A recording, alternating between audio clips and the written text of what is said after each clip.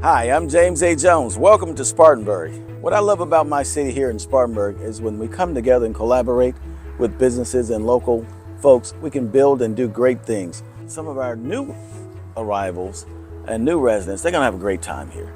Others have seemingly been left out of the development, and we got to figure out a way to bring all of Spartanburg up as we continue to grow and develop, especially those who have not had opportunities, economic, educational, great housing opportunities over the years. With my salary as mayor, we're going to do community grants every month to any individual or group that helps pay it forward and do good work to upbuild the community. So here we are in Spartanburg Terrace, and it looks very much like it looked, 30, 40 something years ago when I lived here.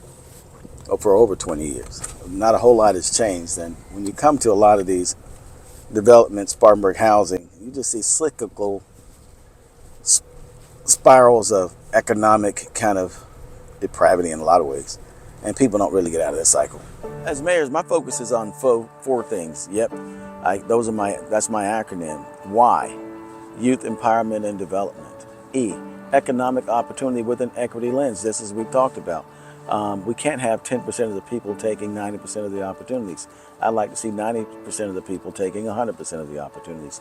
P, we need to have full public participation in our government experience, where we open the books, we do things in a transparent way, and we give people access to what's going on with their government, to having town halls and public hearings before we make decisions, not after we make those decisions, so that they feel like they have a stake in any important decision made.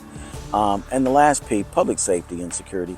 You can't have a good growing city and a loving city and a beloved people if folks don't feel safe in their own homes, safe walking on the sidewalks, safe with the children playing in the parks, safe going anywhere outside of church and the hospital and the doctor's office, as we hear so many of our elderly communities say. And that's been happening for years. So we have to improve and reform public safety. That's why your leaders have to have some experience. I mean, I've fortunately worked for the federal government at the highest levels. I've lived in 5 different states. I've seen what happens when you work together and have an idea of what's out there and what's available.